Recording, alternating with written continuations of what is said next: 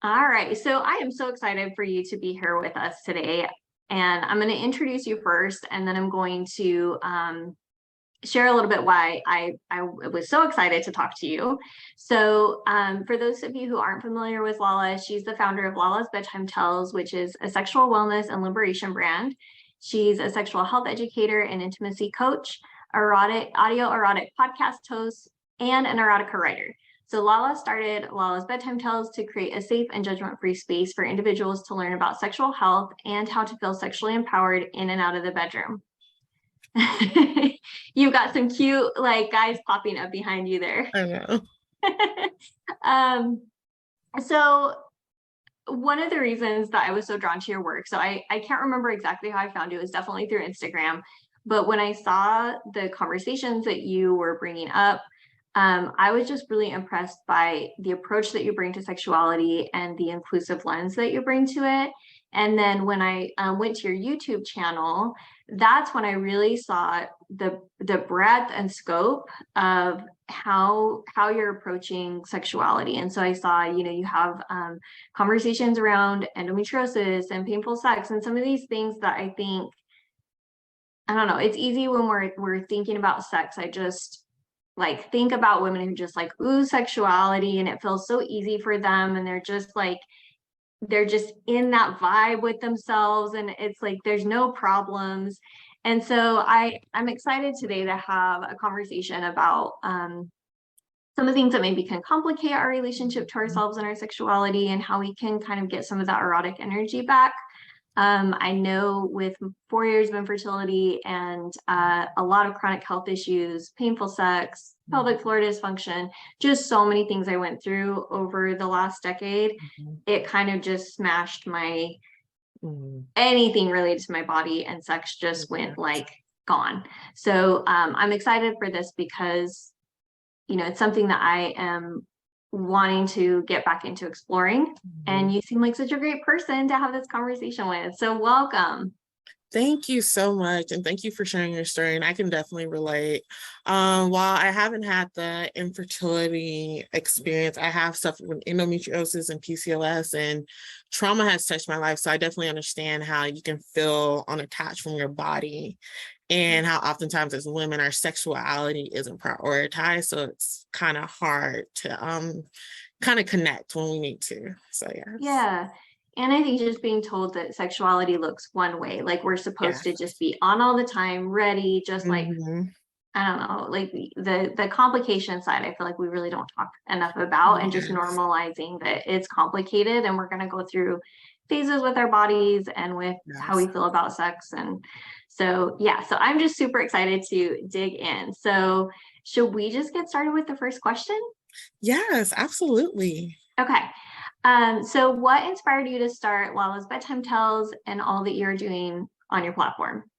Yeah, so around the pandemic time, I found myself, at home a lot with myself, with my thoughts, and it led to some depression. And through that time as well, I was suffering from an episode of endometriosis, and my PCOS was flaring up, and then mentally I wasn't doing well, and that brought up thoughts of trauma and stuff like that I experienced. And I realized that there was a disconnect, not only to my body but also to pleasure, and with my partner wanting to be intimate with them. And so I would look for groups online to kind of talk to them, because yes, I have therapy, and yes, you do have they give you the skills and coping management for trauma and stuff like that.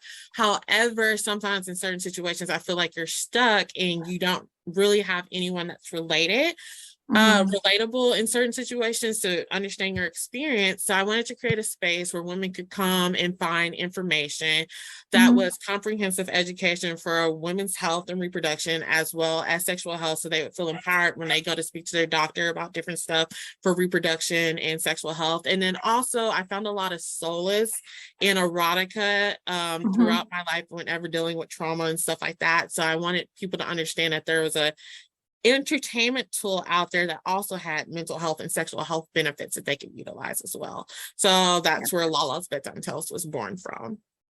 Well, I absolutely love it, and I know we're gonna get into the erotica piece in a little bit, which I'm excited to talk about because it's something that I did not start reading until like a few years ago, and now I'm like sold. Like I love the different benefits it can bring. So I'm excited to touch on that later with you as well. Um, so I prepped a little bit before you got on for kind of what we'd be focusing on our conversation today, but really as opposed to our relationship to another person, I was hoping that today we could focus on our relationship to ourselves. So both to our bodies and our sexuality. And I think that, you know, there's so many different experiences that we can have and societal expectations or like societal norms that get put on us that really can sever our relationship and our connection to ourselves. And so I'm just going to point out a few things that come to mind. So obviously we talked a little bit about if we have chronic illness or things happening within our body that are causing pain or helping like that, those can definitely disconnect us from those feelings of pleasure.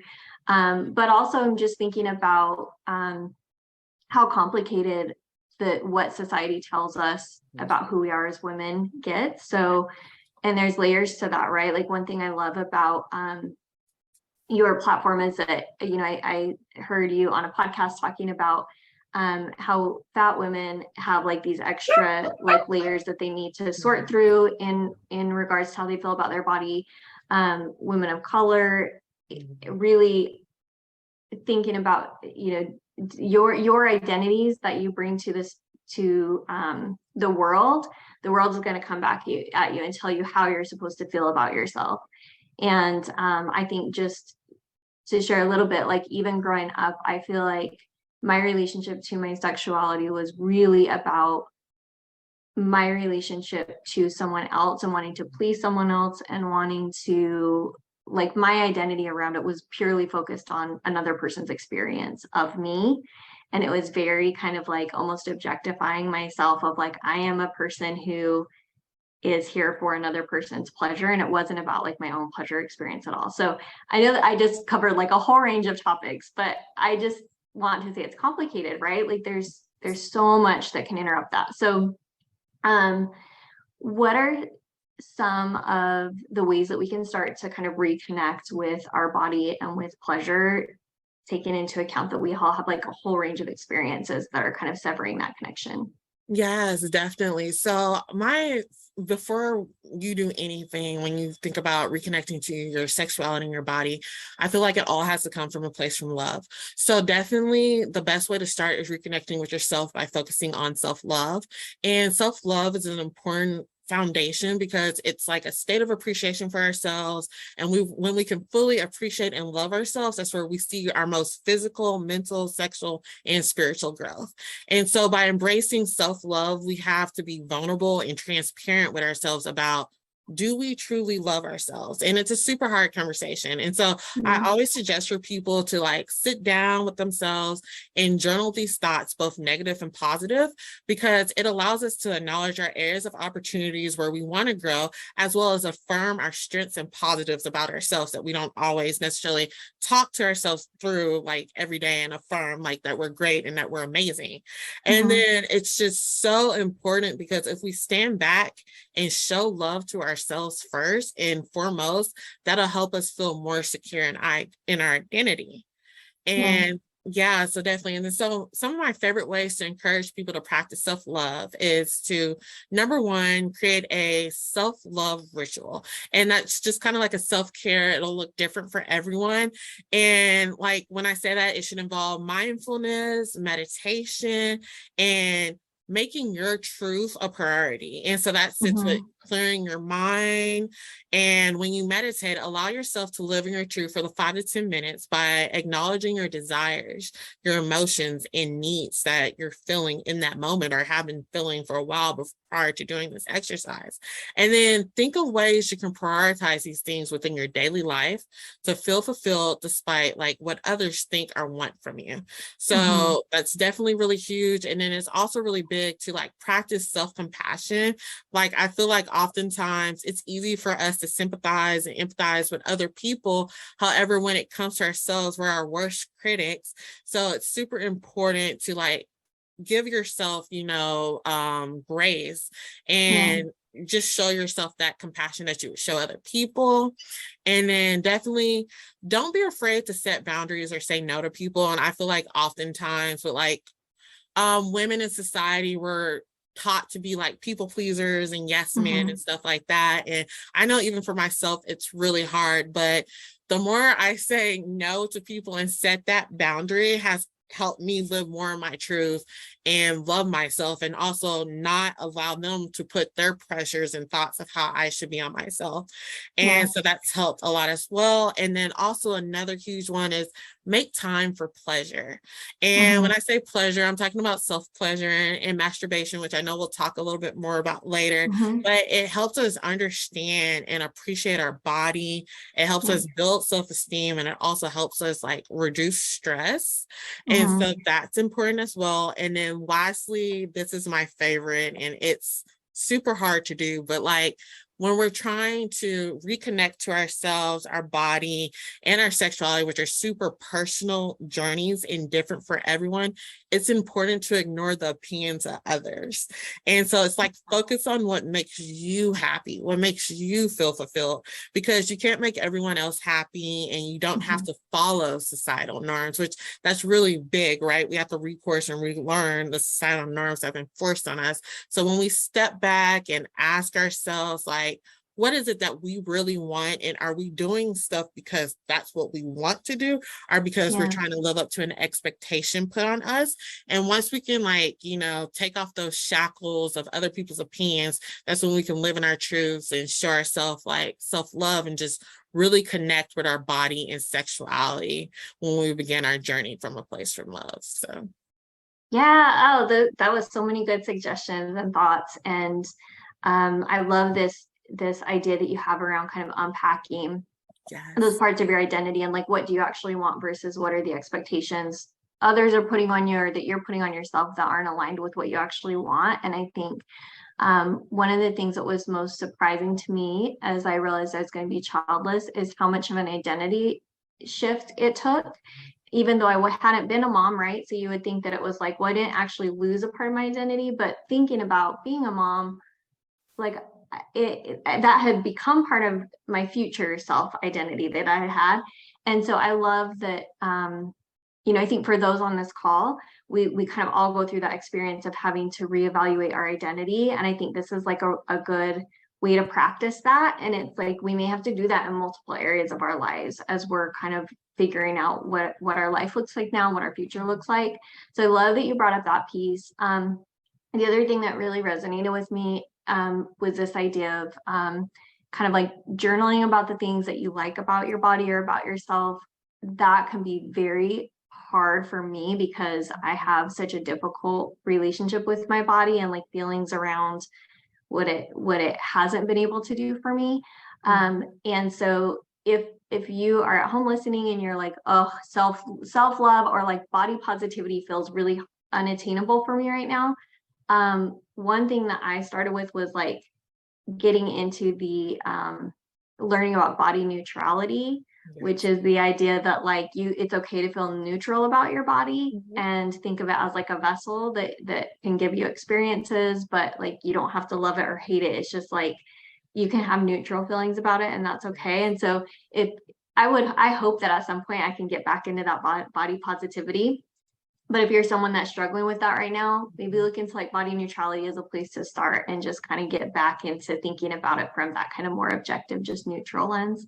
I don't know. Do you have thoughts about that, Lala? Yes, absolutely. I love that. And it can be really hard, right? Like when you feel like your body has like, let you down, or it's not looking specifically the way that you want it to look, it can be really hard to get to that place of love. So it's definitely good to start at the neutral point as well. And then also too, when trying to reconnect, I always like to talk about like get in the mood set, like really date yourself. Like we'll put Yeah. on makeup, we'll like do our hair, we'll dress sexy for someone else and treat ourselves to a meal or something like that, or a favorite movie. But like truly take the time to sit with yourself and date yourself. It'll really help you feel that connection back to your body and loving your appearance and whatever you need to do to make yourself feel like more at home with your body. And you brought up a really good point that my mom, which she has a social work and counseling background, used to always tell me and my older sister that your body is yours and you have full ownership over it. So however you feel is right for your body to be treated, or however you feel like, you know, you're going to own your body, is what you should stick with in your truth. So like she used to give us like the laws of having your body, like you only have one body. It's for you to give to who you want to see fit. It's for you to love it how you see best to love it. And so there are times that you will not love yourself, and there are times that you will be like super, you know, really into yourself and feeling yourself. So it's really just owning it at wherever you're at and knowing that it's okay to have those feelings and those feelings to be validated, because we're all human. So it ebbs and it flows. So yes. Ooh, you've got a wise mom. It must be in the genes. Yeah, well, I really love that framing. And I think the idea of dating yourself and thinking about like how are you kind of like pampering yourself, and I think that can look different for everyone. So I definitely have times where like I love getting dressed up to the nines, right? Like spending that like 2 hours to just get ready, like head to toe, and feeling like that's definitely a way that I can tap into that like sexual energy and just feel like I'm just like vibing on myself, right? And then I also think for me, there's been times where I wanted the exact opposite, where like what felt right was like being like, I've had periods where I got very tomboyish, where like I buzzed my head a couple years ago and I didn't feel like wearing makeup, and I wanted to just feel more like natural and not like, maybe it is that connection to like the objectification part of it, of like, I wanted to just connect with my own body without any kind of outside lens looking in. So just to normalize, like, I think that can apply to whatever that feels like for you, that like tapping into what makes you feel like good about yourself, and that can look different for everybody. Yes, absolutely. Because we go through seasons, right? With our everything. So yes, I love that. Definitely. All right, so you talk about a lot on your website this idea of sexual self-esteem, which is a term that I had never heard before. And then I looked around a little bit and saw these like research studies on it, and I was like, oh, okay, cool. I can like really dig into this. So I would love to just hear from you though, for others who are new to this idea. What's kind of your definition, or how do you define like sexual self-esteem? Yeah, so our self-esteem heavily impacts like so many things in our life, right? Like, and especially like your love and sex life, and even just social and intimate connections to others. So like for me, when I would think about so how you show up, like I feel like people have different personas a lot of times, right? Like, so you have, you know, typically people have like their professional self, how they show up with friends, and how they show up in relationships. And like how I was showing up in relationships, I realized wasn't correlating with how I was showing up in other areas of my life, with confidence and stuff. So I really dug into how like how sex and self-esteem are paired together. And like you with the research, I've realized that there's something like sexual self-esteem. And with that, basically it takes like the thought of your self-esteem, but it focuses on your confidence in your sexuality. And then with that, it also is like how you perceive yourself as a sexual being. And so therefore, it's kind of like a way we put in like perspective on our like thoughts on our sexual identity, which just becomes the basis of like how we have sex mindfully, which is our decision making regarding intimate and sexual relationships. And so we can definitely show up differently that way. And so it's just kind of like the persona we don when we go into the bedroom, I feel like. So because of our sexual self-esteem is so built off of our ideologies we harbor around like our body image, sexual motivations, and sexual confidence we have in the bedroom. So that's where I think like sometimes we kind of get lost, because we can show up and feel like powerful women everywhere else in our life, but because of society or what we've been taught, or our like upbringing, we can show up in the bedroom and it be a complete 180 from how our self-esteem will look outside of that. So yes. Yeah, well, I love that you introduced me to this new concept, and I'm looking forward to learning even more about it. So, I noticed that the chat has just like gone silent since we started talking. So I just want to remind people, like, if you have thoughts that you want to share or like reactions to something that you're hearing, feel free to use that chat. So, I'm not sure what's going on with it. Normally, when we have these, the chat is just like going, going, going, and it's so quiet. So I don't know, maybe people are just like super enraptured with the conversation and aren't wanting to be sidetracked. But just as a reminder, you can use that chat if you have thoughts as you're hearing us talk about these. Um, Another thing that I just wanted to, okay, people are just fascinated. So good. You're all just excited to be listening. That's great. I just wanted to check in because I'm not used to it being that quiet.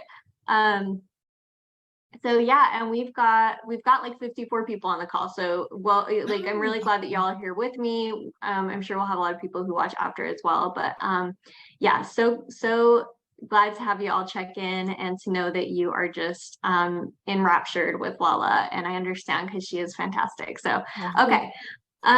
Well, let's get into the next topic, which is self-pleasure. This is one that I talked about this a little bit before you came on, but I was raised Mormon. And so there were a lot of things I was taught growing up around not just masturbation, but around sex in general that really like kind of embedded my ideas about sex into like how I viewed it. And so one of those was definitely like whether you're a man or a woman, like masturbation was absolutely like a no. Like you cannot touch yourself. That is not okay. It was definitely seen as a sin. And then in addition to that, is like you could only like peck someone on the mouth before you got married. So anything else, even like kissing with tongue or like, I mean, I didn't follow these rules to be clear, but like this is what I was taught growing up. And again, I'm not trying to be disrespectful to any like religious norms. So if you're part of a religion and these are part of your belief system, I'm not trying to like throw shade at anything. It's more just that for me, I felt like it was difficult and kind of disrupted how I felt about sex and my relationship to it. But yeah, so for me, and like I was taught growing up Mormon, there is a saying that was said a lot, which is that sex is the sin next to murder. So basically, like if you have premarital sex, it was seen as being as sinful as if you murdered someone. Like those were on the same level. So there was a lot of guilt around it, and I think that's been a big thing for me to unpack too around my ideas around self pleasure and this idea that. So I think it was religious, but I also think that it's just kind of taboo for us to think about pleasure for the sake of our own pleasure. It's very much like you pleasure other people. You like your idea of pleasure is like an external thing. It's not just like something you give yourself. So I just want to kind of frame that. I know this is a tricky conversation and people are going to have different views around it, and it's hard. So, but I think it wasn't really until I think I started doing a little bit of self-exploration once I left the Mormon church, and like maybe even a little bit before that, but probably in like my mid-20s. And then I'm 41 now, so that's been a while ago. But I do think that when I went through infertility and started having a lot of chronic illness issues and pain, that's when I really started getting into masturbation and self-pleasure because I found it was a way to like strip away everything else and just have a way that felt really safe for me to explore my body and again in a way that like I was 100% in control of. If something felt painful or like I wasn't vibing with it, I mean, of course I would say no. I'm not like if I were in a relationship, right? Like, so I'm not saying like I would go along with painful things if I was with somebody, but I just mean like I could go really slow and gently and just like explore completely on my own at my own pace and find that pleasure within my own body in a way that didn't involve someone else. And I think that was like such a safe way for me to start to explore my body again and feel reconnected with it. So I started to buy some vibrators and just kind of get more familiar with my body. And So while I think this is taboo to talk about, and I give you tons of kudos for building like a platform around this too, because I Yes. think it's probably, I would assume you probably get a lot of unwanted like messaging back. Like I know my friends that are sex educators get Yes. tons of like messages from guys and like just, Yes. I don't know. So I am really grateful to you that you're willing to wade through all that to do some education for us. But I did find that the largest study around masturbation that I could find was in 2018. Yes. And it did find that, well, that the majority of women do masturbate. So Yes. 78% of British women, 76% of US women are masturbating on average about once to twice per week. So we're, a lot of us are doing it, but we're not allowed to talk about it, is Yes. the feeling around it. So let's just talk a little bit about that. What are some of the benefits? Because I think this is like well established in research literature, right? Like in, you can Yes. read psychology studies, like it Yes. has a lot of benefits. So let's just talk about that. Yes, for sure. And like, yes, I definitely like I grew up in the Bible Belt. So I definitely understand how, yes, abstinence definitely can be a part of sexual education, but I feel like the way that we approach it from a shame aspect definitely causes a lot of that recourse that many of us need to learn. And so I can definitely I get where you're coming from, definitely. Yeah. Um, so yeah, so but like definitely the biggest way I feel like to make it like feel less taboo is to Mhm. just normalize the fact that we are all innately sexual as human beings. And so it's healthy and normal curiosity to want to pleasure ourselves. And so there's a lot of shame around it, especially from like a female sexuality standpoint, but it's definitely something like I would encourage everyone to do if they feel comfortable with it, because it's a way to show yourself self-love again and then self-care. And I definitely like, I feel like it should be incorporated in everyone's self-care rituals, because like masturbation is like a form in itself of meditation, because it releases these like feel good chemicals and hormones that help center us in our being and reconnect with ourselves. And Mhm. so there's both mental and sexual health benefits of self-pleasure. And so the top 5 that I always call out for the mental health benefits are: it reduces stress and improves your mood. It helps improve your ability to have a great night's sleep. And then for some, it can even potentially help prevent or self-soothe like some of their anxious or anxiety and like depressive moods. And then it improves your mental well-being because it releases the endorphins, the dopamine, Mhm. and other feel-good hormones like oxytocin. And it also enhances your self-esteem and body image by helping you become more body positive and love and appreciate your body for the amazing things that it does do.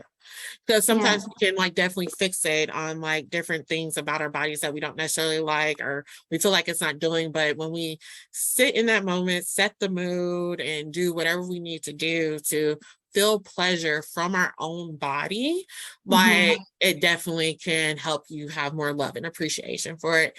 And then so from a sexual health benefit, it can improve your sex life, and it's free and it's easy and it's a safe way to explore your body, right? Like what you said, like when you were going through your pain and everything, like you had the ability to kind of like guide yourself through it. If it was too painful, like you could just stop and stuff like that. And like even with my vaginismus experience, where Mhm. so vaginismus, it's involuntary spasm. So sex was really, really painful for me. And Yeah. so one of the ways that I just got more comfortable with my body was through self-pleasure that way as well. And Mhm. so my top favorite sexual health benefits I love to always share with people is it helps you familiarize yourself with sexual responses so that when you do feel comfortable being with a partner, you can communicate what feels good in the bedroom for you to Mhm. others. So it's kind of like hard to expect someone to understand how to pleasure you if you yourself don't even know what turns you on or brings you pleasure. And Yeah. then it also is like it's an easy and accessible way to release your sexual tension and even stress for me. So like if you had a really hard day at work, or you just, you're in the mood, like you don't even have to rely on anyone. You can show yourself that pleasure. And Mhm. then also it can help increase or improve your libido. So like you'll be told, like, or you'll hear oftentimes the more times that you have sex, the more you'll want it. Well, the more times, that also includes sex with yourself or self-pleasuring, it can help improve your libido, because the more that you pleasure yourself, it'll also get you in that mindset and frame that sex can be satisfying, sex can be pleasurable, which oftentimes is taken off the table typically when women first start their sexual journey. And then Yeah. also too, what I thought was super interesting that I learned when I did pelvic floor therapy through my journey with endometriosis and with vaginismus is that it strengthens the muscle tone of your pelvic floor and your anal areas, because all of that's connected. And the strengthening of the pelvic area can also help with the intensity in which you experience orgasms as well. So that Mhm. can increase the pleasure that you experience when you're in pleasure orgasms, because right, not all orgasms are necessarily pleasurable. And so the strengthening of those pelvic floor muscles and doing exercises can help make orgasms more enjoyable if they're not always enjoyable for some women. And it can also help women have orgasms if they Yeah. feel like they're not able to. So yes. Yeah. Well, and I think that gosh, you touched on so much, but I think one thing that it, it kind of came to mind was this idea of like kind of knowing what we like and what feels Yes. good to us, and like just exploring how our bodies work, because that can be like a very personal thing. And I Yes. think, especially like you said, if for those of us, because I'd be included in this, who have some pain with sex. So I've also been through like pelvic floor therapy and worked with dilators and worked with like pelvic floor stuff to try to Yes. help with that. But even if you don't have um any issues with like painful penetration, it most women, the majority, I want to say it's about 80%, but I could probably look it up quickly, cannot orgasm just through penetration alone. Yes. And Yep. so this kind of exploration of your own body can also like help you figure out what do you like, what feels good for you, what are some other ways that you can achieve orgasm besides penetration. Yes, absolutely, definitely, right. And then also too, what I like about they're talking about in the sexual wellness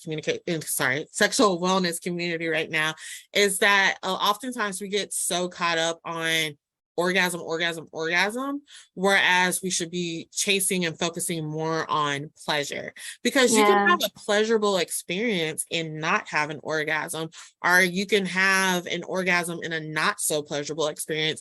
So when thinking about sex as a woman, when you're looking at like your goal should not be, I need to have an orgasm to measure this as a pleasurable experience or a successful play session, whether it's alone or with a partner.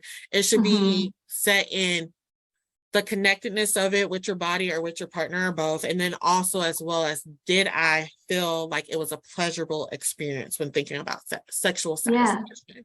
So yeah. I like that reframe. That I think is a great way to think about it. Yes. Um, so I didn't have this on my kind of notes that I sent you of like conversation topics, but I'm wondering if I did a poll where people want a little bit more information, like asking if people were interested in hearing us talk a little bit about like vibrators, and like if someone is new to them, like what style to start with. I think it can be sometimes overwhelming. Is that something, if people are interested, that you'd be willing to do like a little side note on? Yes, Yep. Okay. absolutely. Yes, So, definitely. okay. Well, I'll do a poll to ask y'all what you think about that. If that's something you want to hear us talk about a little bit. But while I'm setting that poll up, let's move on to our next question, which is what are some of the ways, or sorry, what are some of the common pleasure zones that help women achieve orgasm? Because I know we talked about how this always isn't always the goal, right? But Yeah. there is something called an orgasm gap. So I just pulled up the research in case you're not familiar with this term. So, and again, this is talking about partnered sex, so which is not our focus, but I'm just going to pull out this fact real quick.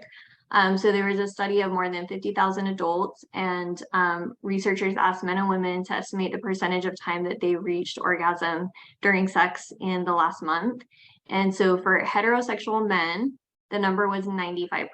So almost everyone. For heterosexual women, it was only 65%. Yeah. So I also want to just point out that that gap pretty much closes if you look at Same if you look sex. at gay and lesbian couples. Yeah. So Yes. for that, for gay men, it's 89%. For lesbian women, it's 86%. Yes. So those are some pretty like wild numbers as like to wrap your brain around. So I do think it's worth talking about, like, how can we get to know our bodies a little bit more in thinking about our erotic zones. Yes, definitely, right? Yes. Every time that always blows my mind because when I first saw that and I saw the comparison between the heterosexual cisgender men and the heterosexual cisgender women, and then the LGBT lesbian, I was just like, oh my gosh, like that's such a huge difference. And so Yeah. yeah, that always blows my mind. So I always like to kind of start off with this like really quickly, and you did touch on it, like when we think about like, and also for like inclusion purposes, when I talk about this topic, I like to say like vulva and vagina owners Mm-hmm. and penis owners. So if I throw that out there, that's kind of like Yep. where it comes from. So basically, a lot of people get caught up on feeling like there's something wrong with them if they can't orgasm from penetration only. And you did touch on it. So like 81.6% of vulva and vagina owners need clitoral stimulation and more foreplay to orgasm and receive pleasure. And only about 18.4% of vagina and vulva owners can orgasm from just penetration alone. And so the number one pleasure zone for women to receive pleasure is the clitoris. So this is something super interesting to me, is that our male counterparts, our penis owners, they don't have anything on their body that is just strictly for pleasure. Whereas as women, our vagina and vulva owners, our clitoris sole purpose is to ensure that we're having pleasure. And so I always think that's like really interesting to think about when trying to get mindful in how to please myself. And Yeah. so our clitoris also too is not just like the external that we see, like it's more than just a small nub that we see. Like I like to always tell people it's just like the tip of the iceberg. Like it's basically, our clitoris is equivalent to a penis, and it extends internally. And so even for some vagina and vulva owners, their clitoral tissue even extends to like the anus area. And it also can extend internally, and its distance from the vaginal opening is why some women can receive orgasm from just penetration only. So all of our pleasure is centered around the clitoris. Mm-hmm. And so also like it's a man who gets an erection, it becomes engorged and erect. So it's really important during sexual satisfaction, or anytime we're doing solo play or partner play, it's really important for our pleasure to be stimulated through the clitoris. So if you're ever wondering like, why can't I orgasm, or why is it not feeling pleasurable, then like I had this lady on, Dr. Ashley Towns, and she talks about the pleasure gap and orgasms, and she always says the key thing that she likes to tell people is to aim for the clitoris. And Mm-hmm. so that's always the number one erogenous zone when it comes to genitalia that I like to bring up. And then the next one that many women get a lot of pleasure from is the cervix. For some women it can feel painful, and I'm in that boat as well, but there are some women like it's a sensation destination, and they get like so much pleasure if they use a toy, or if they're deeply penetrated or stroked on the cervix, whether with a toy or a penis. And then also the next one is the G spot, is an erogenous zone, our pleasure spot between the vaginal opening and the urethra, that can help vagina and vulva owners oftentimes experience an earth-shattering orgasm. And what it is, it's a spongy like texture, and it's about, so I've seen different stuff, and like I don't know if anyone listens to her, but it's Sex with Emily, her podcast. She's really great. And like what she says, it's about 2.5 to 3 inches. I've seen research for some people, it might be like 1 to 4. And so don't even just think about it as a spot. It's more so like an area, because it might be positioned differently for everyone. Because like right with everyone, all our bodies are different. So always just keep that in mind. And so basically, if a person like touches themselves, they'll feel that spongy area on the wall or the vaginal canal, and they do like a come hither motion with it. It'll stimulate that tissue and it'll lead to a really strong orgasm. And the G-spot, everyone's like, is it a myth? It's not. So the G-spot does exist. The only difference is it was, of course, this man that quote unquote named it after himself, but it's technically clitoral tissue that's in that place. So basically, if you have a clitoral orgasm before and it becomes more engorged and sensitive, it's easier to find, which can also lead to a stronger orgasm. And then also as a sex educator, I always get a lot of questions around squirting. And so for women who have squirted or can squirt, it's typically because the G-spot has been highly stimulated. And then the vaginal canal or vagina is another pleasure spot. And what's interesting is the first third of the vaginal canal responds sensationally, like it can be a phenomenal pleasure. If it's like stroke increases, like, and it's the arousal and pleasure. So definitely within that first area, if they like are even you with your fingers, if you change up how you like touch it or stroke it or do different variations of sensation and feeling, it can it become extremely pleasurable and make you more aroused. And then oftentimes people don't explore their like vulva, and which that is like your inner and external lips, and it's a really great area for you to kind of start getting that arousal going, and it's a very sensitive area. And so it's like I like to call it an unsung hero, because oftentimes a lot of people think about their clitoris or their vaginal canal during masturbation or foreplay, whereas like your whole entire vulva can be touched and explored and be extremely pleasurable. And so I also like to throw out there as well, like these are like the main genitalia erogenous zones for vagina and vulva owners, but like your body has over 35 erogenous zones. So, and that could be like ear, neck, to name a few, like some people behind their knee, their feet, like there's so many. So your body is yours, and don't be afraid to touch and explore all over to see what brings you pleasure. That was a great overview. Thank you. Yeah. So I know we are kind of crunched for time with what I was expecting, but we also started a little bit late. If we go a bit over, are you okay with that? Do you have like a hard stop right at? Oh no, I don't have a hard hour? Okay. Well, let's keep going then. So I'm gonna launch this poll, so you'll see it come up, just asking. We are gonna talk a little bit about vibrators, but I'm just asking if you want specifically information about like if you're choosing a vibrator, if you want us to cover that a little bit. So right now it's at like 85% are saying yes. So I'm guessing it's probably going to stick in that yes range, but we'll leave that up for a little bit to see where people land. Okay, so let's go ahead and shift into talking about vibrators. So what role can vibrators play in exploring our bodies? Yeah. So also I want to preface this as well, because a lot of people are like, do they desensitize you? Like, do they replace partners and all this stuff? So that's definitely not true. They don't desensitize and they don't replace the connection that you can feel with a partner if you use them. What they are, they're just an additional sexual wellness tool that should be utilized from your toolbox to hiding your pleasure and experience. And then going back to like dyspareunia, which is painful sex, it can help your body also from like kind of more of like a reproductive and sexual health standpoint, get more accustomed to like the feeling of the stretch, or help you experience like different sensations. And then also too, it can allow you to reach some of the hard to reach spots with deep penetration that maybe fingers, or if you are with a penis owner, that a penis may not be able to reach.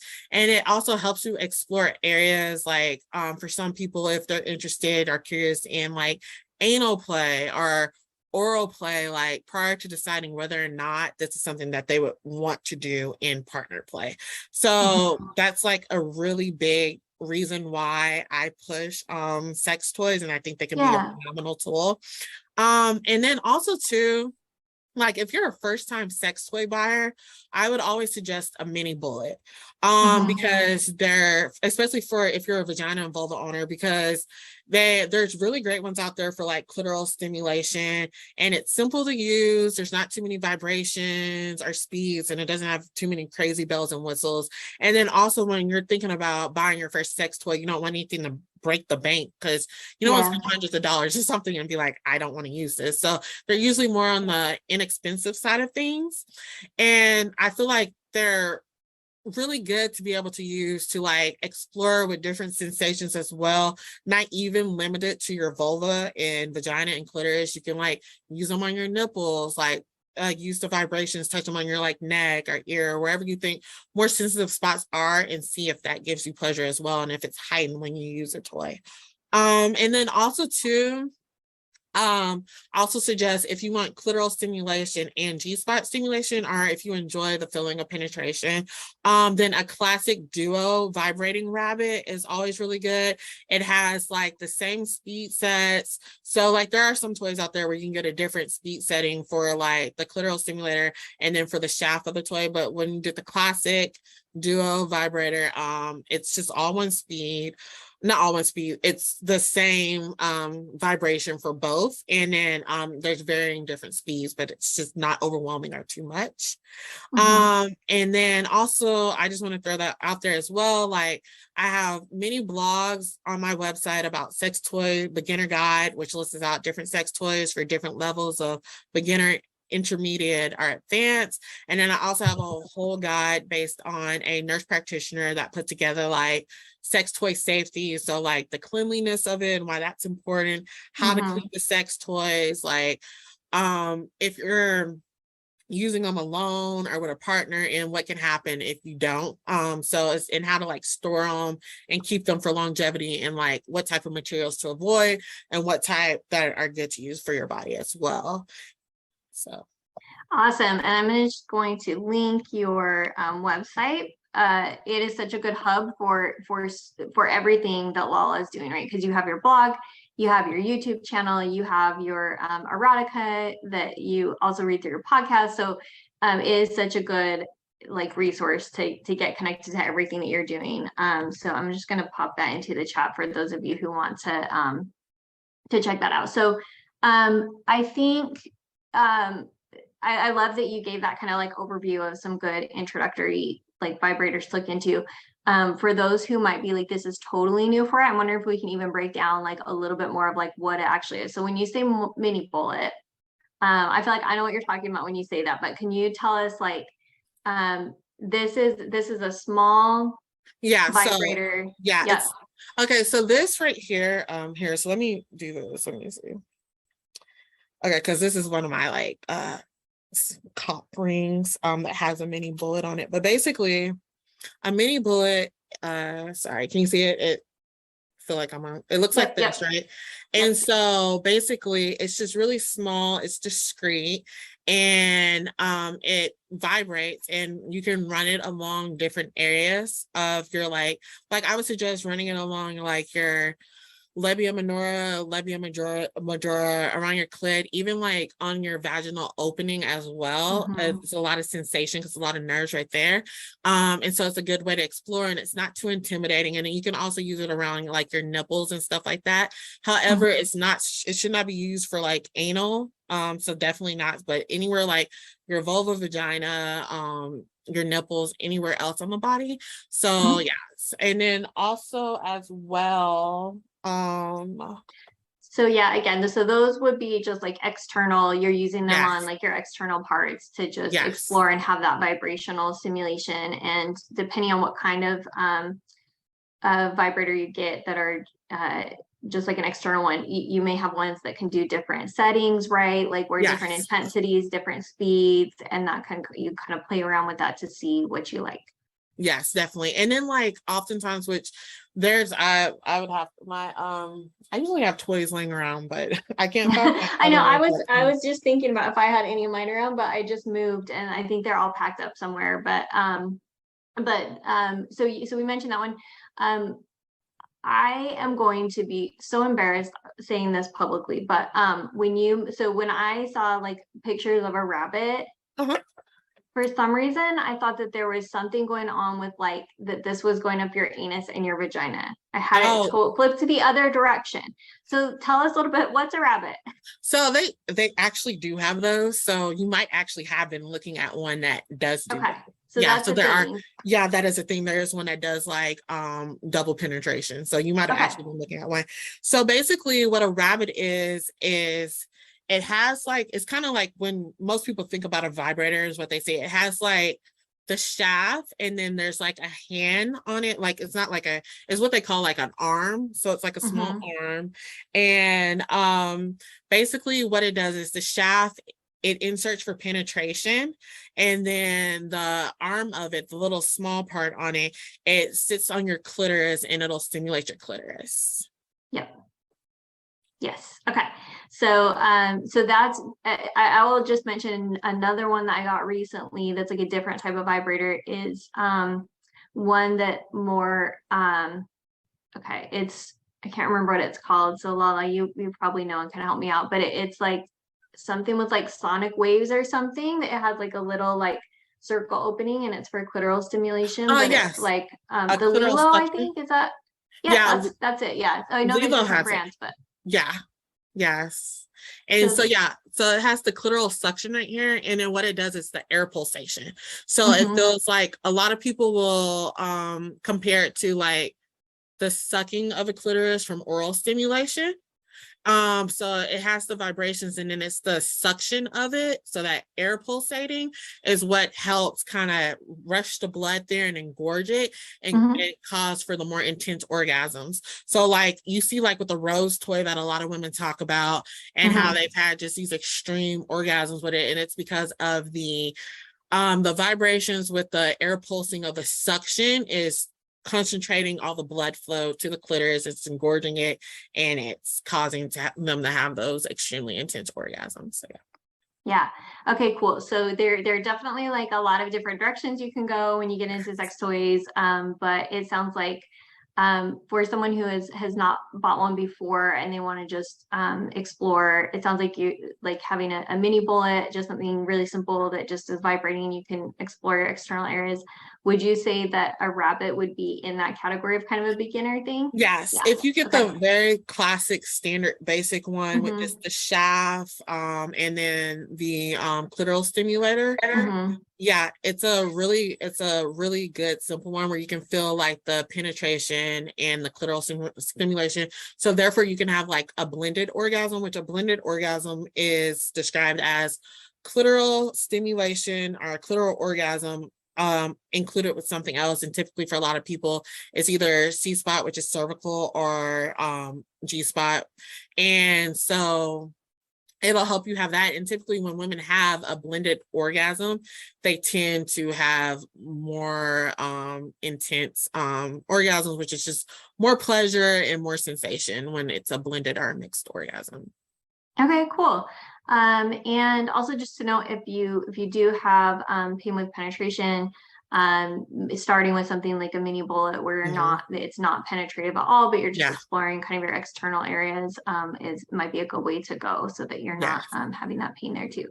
yeah. Okay, so I feel like we could have like a whole hour on like each of these questions I put on here to cover with you. So I think I may kind of skip our last question if that's okay, and just go to I want to hear more about erotica um what like how you got into writing it, what you feel like it can help with, and then maybe move into Q&A for a few minutes and then wrap up. Does that sound good? Yeah, that sounds awesome. Yeah, Okay. yeah. Oh, sorry. So, Yeah. oh, sorry. Tell us about this because I know, like I said, I just got into reading erotica like a few years ago and I love it. So my favorite combo when I am getting into self-pleasuring is like pulling up some good erotica and Mhm. then using my vibrator. That is a nice mix Yes, for me. And I have found um some very like feminist, like female positive yes, erotica. So I know there's lots of different kinds, right? But that like I buy short stories that I know will just feel that are going to be safe for me. yeah, Um, but I would love to learn more about you getting into writing erotica, and then just talking a little bit about like why you think it's important, like how does it help us connect to or explore our erotic selves. Yes, absolutely. So I always think about how like so it has mental and sexual health benefits, but erotica is like a female-friendly alternative to adult films or porn, and which everyone has a different opinion or feeling about porn. And I like to always say neither is right or wrong. It's just what works best for you. I will say, however, erotica is more written for female pleasure and focuses on female sexuality, where majority of like mainstream adult films are more so for men and male gaze.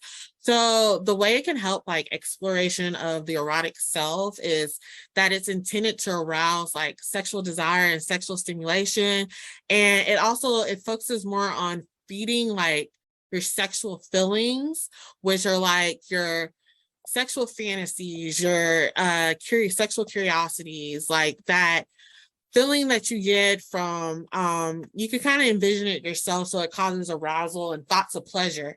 And so it kind of helps rev women up typically more with sexual thoughts, because for everyone, your brain is your biggest sex organ. And I feel like a lot of times in erotica, you are able to place yourself in the driver's seat of the main character in the female pleasure, and you can create your own visuals and soundtrack in your mind of how it's happening. Whereas you don't always get that when you might be watching adult films or pornography. And so also as well, when I think about like the erotica as both the mental and sexual health benefits, is that it helps women tap into their erotic self by helping normalize and change the narrative in our heads about sexuality, which can improve our sex lives and how we show up in the bedroom and seek pleasure, especially in an area where we're constantly told female sexuality is taboo or it's shameful. Like when you immerse yourself in erotica, you get this whole new perspective where women are gaining power from owning their sexuality. And so I feel like that is extremely helpful with kind of recoursing the narrative around female pleasure and sexual empowerment. And then also too, another thing that's really good about erotica, it can help lower your inhibitions, and it'll make you more adventurous in the bedroom, because it's normalizing, right? That women have sexual feelings, women have sexual thoughts, women have sexual fantasies, and you can live that through these characters vicariously in these books. And you can even think, well, maybe this is something I want to explore and get to learn more about, research, and see maybe that's something you want to play with in your actual real life. And then it also can help you like feel more sexier in and out of the bedroom. And then it also gives you sexy ideals, whether solo play or partner play, how to like spice up what you're doing. And it can help you get more aroused, and it increases your libido. And also for me, even personally on my journey, it can make you more like sexually confident and less embarrassed about talking about sex in and out of the bedroom. Like honestly, sex, like my mom was a sex positive parent. Like we could always talk about sex with her, but however, like I got to a certain point in puberty and high school, it still was just a really uncomfortable conversation. So erotica actually normalized sex a lot for me. Yeah. And I got that through erotic romance. And then how I basically got into writing erotica was there is a level of mental health benefits as far as this phenomenon called misattribution of arousal. So I suffer with severe anxiety, and I've also been diagnosed with clinical depression when I was in like my late teens. And so basically what can happen is some of the feelings that you feel during anxiety and like the increased heart rate, some of that stuff, it also is some of the feelings people feel when they're stimulated sexually.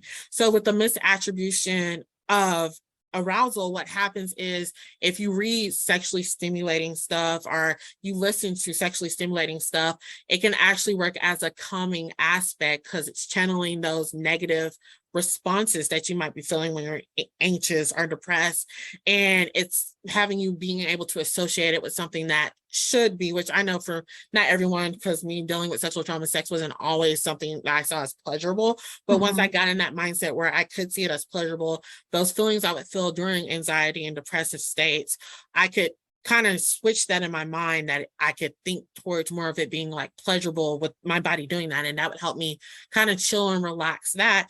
And Mhm. so how I got into actually, because sorry, going more a little bit more into it, it's like, No, this is fascinating. yeah, it can work as like a mental grounding technique. So like it kind of works. So for me, I do like so there's an app called Dipsy, and you can listen to like different like sexy voices and stuff like that, and they can do like meditation with you. And so with like the whole masturbation meditation thing, if I'm feeling too stressed, I'll listen to like erotic, audio erotic content, and that will switch it for me. So those emotions, I can calm myself, or I'll go read a sexy scene in a book, and that helps calm me as well.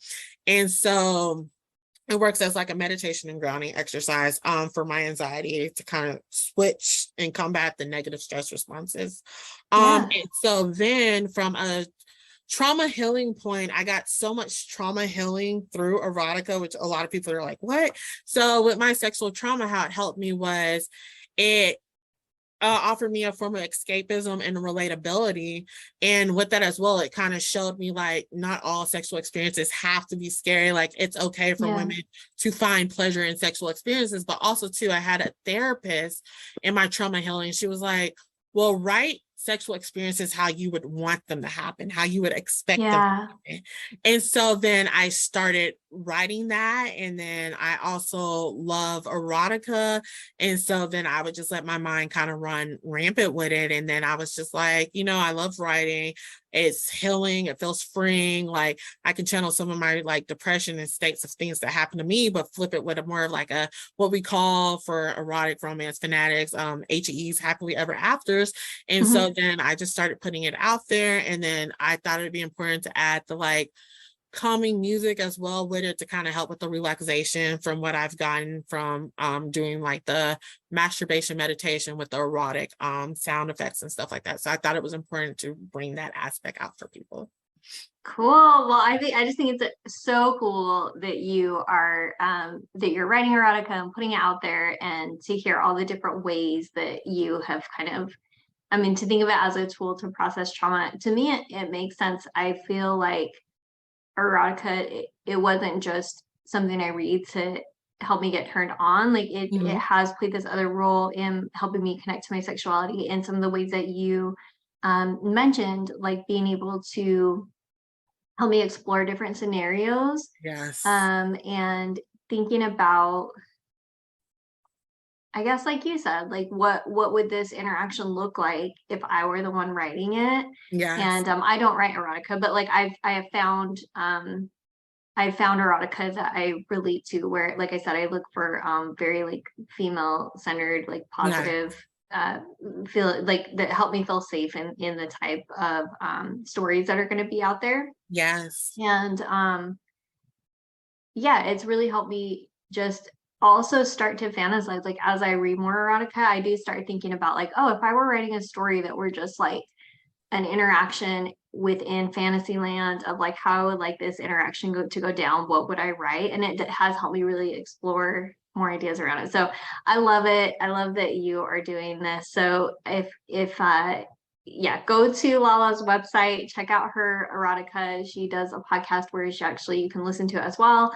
Um, so definitely go check that out. If someone has not really gotten into erotica yet and they wanted to have an introduction to it, of course, go check out Lala's. But what other advice would you have for someone who isn't really sure like what to get into, or like what to look for? Yeah, so how I always suggest it to people is there's two ways, right? So I think about it in terms of what are some of your like favorite TV shows or movies that are out there, and then go based off like the subgenre for that. So if like you're a huge Grey's Anatomy fan, there's like lots of like doctor and medical erotic romances that you can read as well. And then like for instance, if like let's say you like love the show Suits and you're into billionaire romance, like TL Swan has these like Miles series of like these different billionaire boss brothers that is an amazing series to read. And then another way I look at it as well is like what kind of fantasies or kinks that you might potentially be interested in. There's definitely books out there like that. Like I know like a really common fantasy for a lot of women is group sex or polyandry. So there's just a subcategory called reverse harems. Lily Gold, she has like really good ones to read to explore that, or if it's like praise kink or anything like that. Sarah Kate, she has the Salacious Players, it's the Salacious Players Club book series, and she explores different kinks in that you can just get a plethora of. So yeah, so definitely just start based off of TV shows you like to watch, or kinks or sexual fantasies you might be curious about. Cool, thank you. Well, if you don't mind staying on for just a few more minutes, I know we are like really over, but I'd love to at least take a couple of questions that came in, if you have time for that. Yeah, absolutely. Okay, cool. Let's do it. So I'm just looking. I know we had a couple. So if you have questions, put them in the Q&A because they're a lot easier for me to find than trying to scroll through the chat to find them, which I'm doing right now. So let me see, because I know a few came in.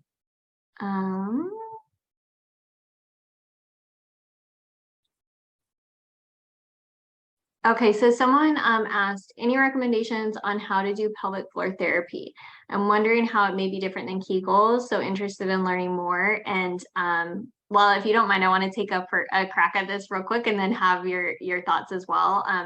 So I have seen 3 different pelvic floor therapists, and so I would say pelvic floor therapy is not actually something you would be doing on your own. You would be going to a pelvic floor therapist, and it would they can evaluate you. So this typically, I think, would happen if you're having like pain with sex, or you're having some kind of like something's not working how you feel it should be. For me, it was pain, right? So I was having pain with intercourse, and also what I found is that from endometriosis and dealing with so much pain for so many years, basically what happened was like my muscles throughout my pelvic floor, which are not just like your vaginal canal, but it's your pelvic floor, which goes up into it's in your body, and it's like kind of a sling for your organs. So this is like it's a whole group of muscles.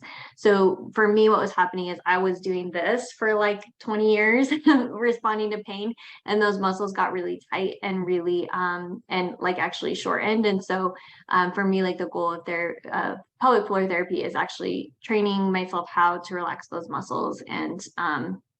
And so if you're talking about actual pelvic floor therapy, go see a pelvic therapist. This isn't someone that you'd be doing, something you'd be doing at home on your own. And just an interesting note about Kegels, when two of the pelvic floor therapists I saw told me not to do Kegels because they were like, this is not your issue. Like you actually have the strength in your pelvic floor that you need. Your issue is that you're too tight in different areas from doing this in reaction to pain.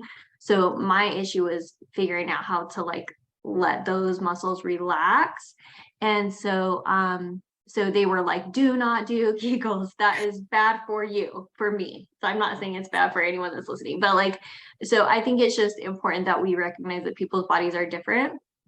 But if you are experiencing painful sex, or have issues related to that, definitely pelvic floor therapy is something that you can look into, and go find someone who is a pelvic floor therapist specifically, and they can do a diagnosis and check out different muscles and see what's going on. So Lala, what would you add to that?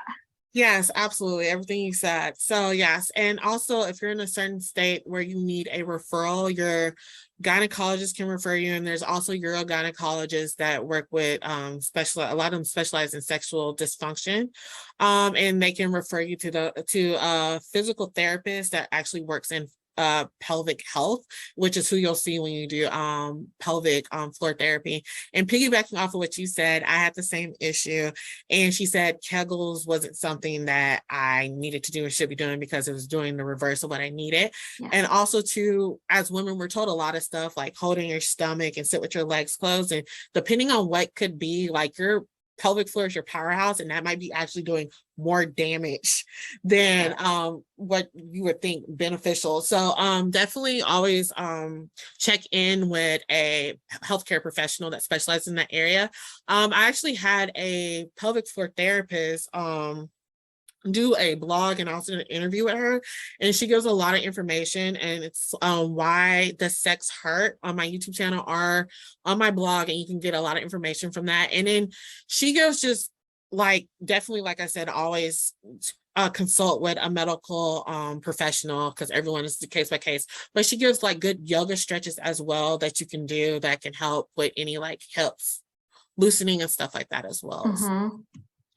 Yep. Okay. So I am just again putting in your website, because that is going to be the hub where you can find, you know, her YouTube channel and blog and all these different ways that she has content out there. So I will just note too, on my YouTube channel, I also did I also had actually one of my pelvic floor therapists come on, and we had a conversation about this too. So if this is something you're interested in, you can check out both of the videos where we talk about pelvic floor therapists. So I really love this question that came in, because it's a little more abstract, but I'm interested to hear your thoughts on it. So somebody asked, okay, how do we know what pleasure feels like? What is pleasure? How do we become aware of it and what it feels like for us? I have a general idea for myself, but I've never thought about it this deeply, and it's really intriguing. So how would you define pleasure? Yeah, I feel like Right. this is a hard one. I'm That throwing a is hard ball at you. hard, right? Like, because I feel like it'll be different for everyone. So how I would think about it, right, is your mind is your biggest sex organ, and it's just like a super powerful tool. So I feel like for me, how I think about what brings me pleasure is, does it feel like a stress relief? Does it feel like a weight has been lifted off of me? Like I'm just going into this feeling of like total relaxation, euphoria, where I feel like I'm in a safe space and my body just feels like loose and warm and good. Like that's how I feel. Like I think about it as like, if you love chocolate, like when you just put chocolate on your tongue and it melts, like what are all the flavors you're feeling? Like what are all your five senses doing and how do they feel? So that's how I kind of think about pleasure. Yeah, that was good. Especially like yeah, that was on the spot. So that was great. Okay, so we had another one. Someone said, my body has changed from age factors, dryness, no libido, and very disappointing orgasms, coupled with the mental health and grief issues of my childless journey. Maybe a recommendation for a product or how to find a sex therapist. Yeah, there so there's varying different types of lubes, but once again, like I said, always check with a healthcare professional. My favorite lube that I always would like to suggest to people is a silicone lube, which is called Uber Lube. So Uber Lube is one of the brands that I always suggest, because silicone lube stays slick longer and it's really slippery, and it's there's some that are kind of more hybrid with water as well, so they'll be more good for your pH balance. But definitely I always suggest silicone lube, and then also water-based lube. You can't go wrong with water-based lube. You can use it with condoms, with all types of toys. So that's what my suggestion would definitely be. And then also when finding a sex therapist, I have a few on my like Meet the Sexual Health Educator hub on my website. I have a few sex therapists on there as well, but you can also always Psychology Today is a good place to look for therapists of all kind, especially in your area. And then also if you have health insurance, you can always tap in and see who they have as well. And then also there's sex coaches out there that are really good to use as well. There's one that I actually have two sex coaches as well, because they can really focus on whether if it's because sometimes I feel like you can go to therapy, but with a coach you get on a plan that can specifically help you with what your needs are to get to the goal you're trying to get to.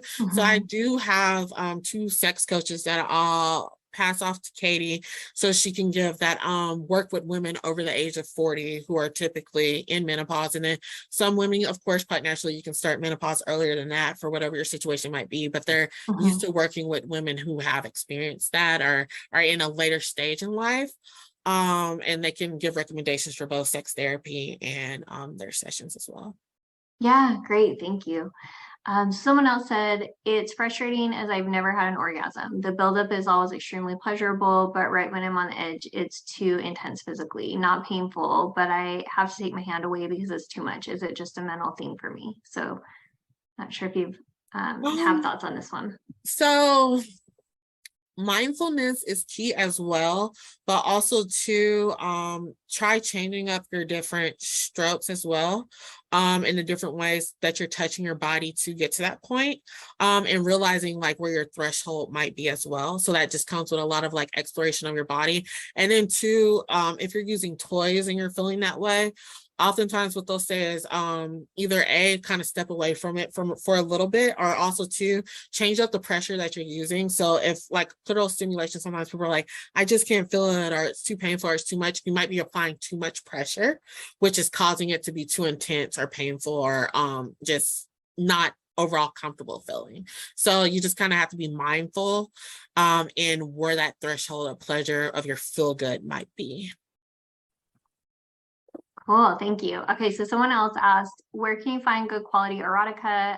I mean, in a quality literature kind of way. I'm not a literary snob, but the problem is when the writing is bad, like 50 Shades of Grey, it just Oh my puts me gosh, into a yes. different space. I'm right there with you. So I actually get a lot of my like book recommendations from different like Facebook groups I'm in.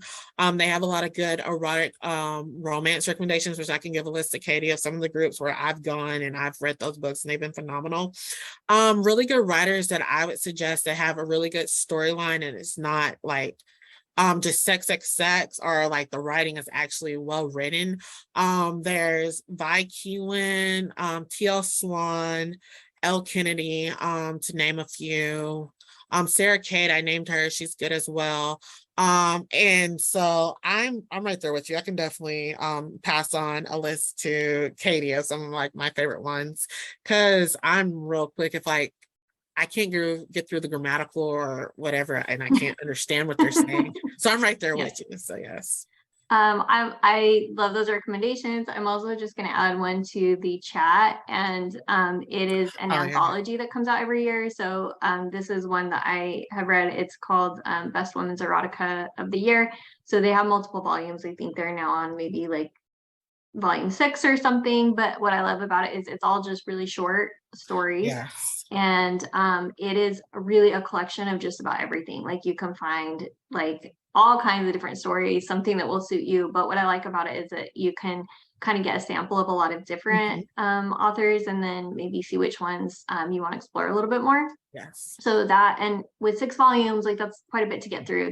They're fairly long, so like you'll have a lot to kind of explore there too. So okay, so someone else said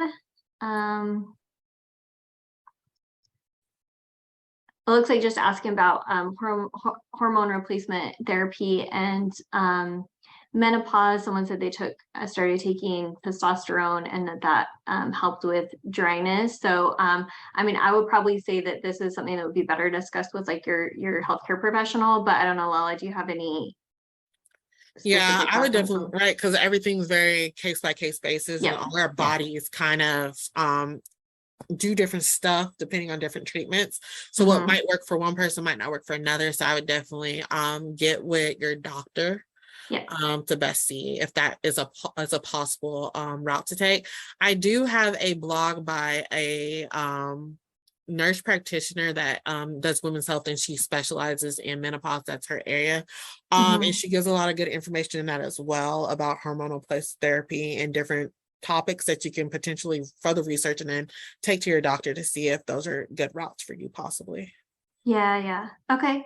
Yeah, I agree. I think that's a great answer. So we did get a question about initiating with a partner, but I think I'm gonna maybe skip this one just because I don't want to open up a whole partner conversation, because I feel like this could be definitely like a whole nother webinar.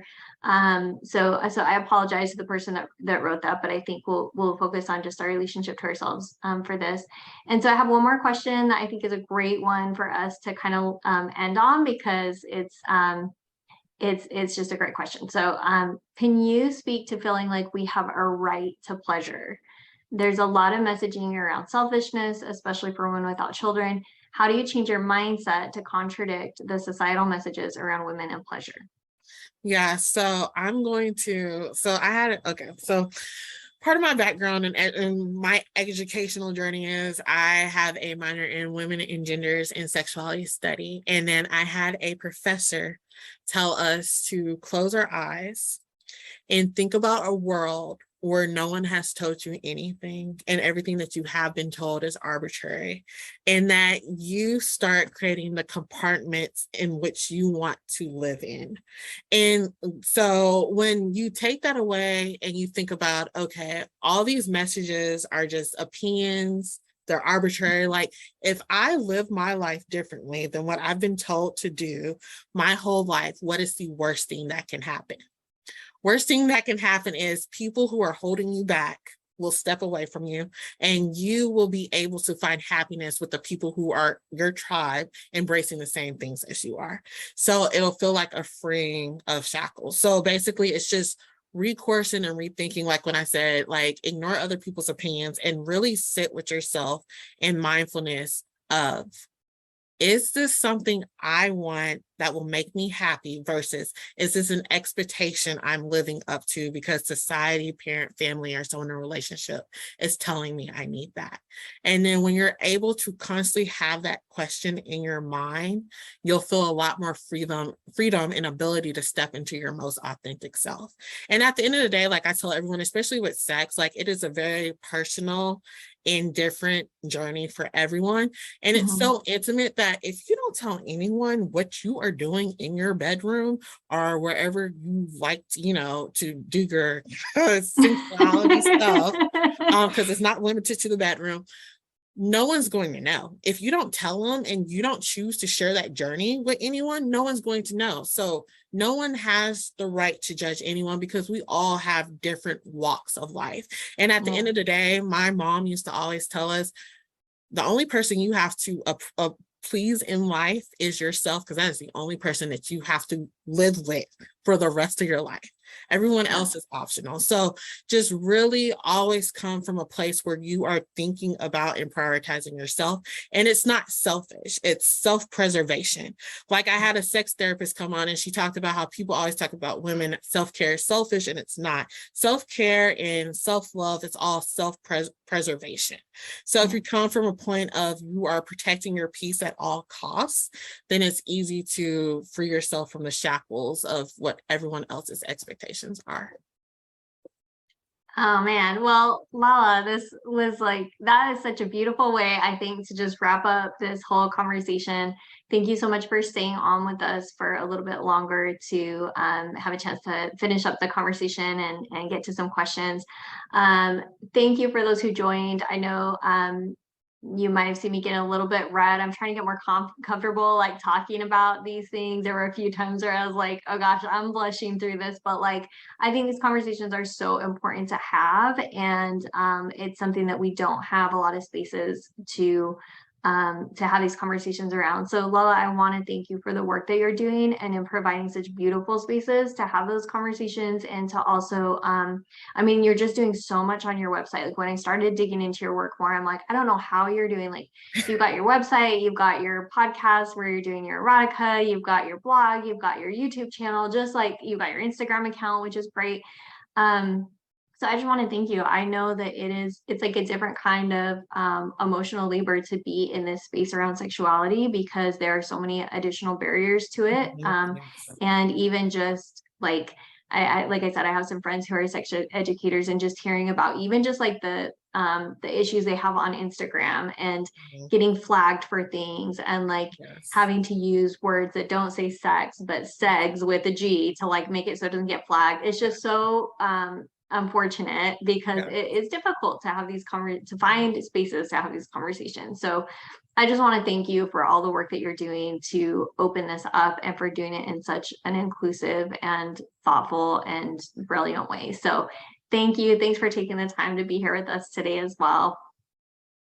Thank you. Thank you so much for sharing your platform with me and sharing your experience and your journey as well.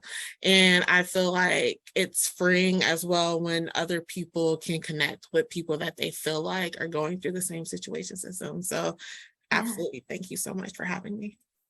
Cool. All right. Well, thank you to everyone who joined. It was nice to see at the beginning how many countries are represented here. We like seriously have people from all over the world. So thanks for being in this time and space with us and listening to this conversation and being open to it. I will be editing this and putting it up on YouTube too. So if you want to revisit, I know there was just like so many resources and so much good info that Lala shared. So I'll have it up so that you can rewatch if there's parts you want to revisit. But just thank you. And Lala, thank you. Thank you. Oh, let's see. Someone asked about what's your YouTube. So feel free if you want, Lala, to log off. I'm going to wrap up, but I will just do, I'm just going to put, oh, what's my YouTube? Okay. So mine is chasing creation. So if you just type YouTube chasing creation, and then but definitely go check out Lala's got an amazing YouTube where she also interviews other people. So I just shared Lala's website, which is like a hub where you can link to all of her other work, right? So you can find her YouTube channel through there. Lala, is there anything else that you want to share, like links or like other ways for people to contact you, other things you want to get out there before we wrap up? Uh so yeah, so the best place to definitely, like, my website is great, but also if you're interested in like different erotic stories and storytelling and audio erotic experience, listen to Lala's Bedtime Tales podcast. You can listen to that wherever you listen to podcasts. And then my Instagram account, if you want to connect with me, is at Lala's Bedtime Tales. And then also I have a Sexual Liberators Facebook group as well that you can join, and we talk about different sexual topics as well. And then also I have a few free sex toy guide, a free 7-day sexy challenge to help you kind of learn more about self-pleasure as well, that you can find in the links on my Instagram, Facebook, or Twitter account. So thank you. Awesome. Well, okay, I just linked your Instagram too. So hopefully that'll give y'all two places, her website and Instagram, to kind of then branch out and see all the other things that she's doing. So thank you so much for being here. Thank you, Lala. This was such a great conversation and I really appreciate you and your time. Thank you. You have a great day. It's a All pleasure. right. Bye, guys. You too. Bye, everyone.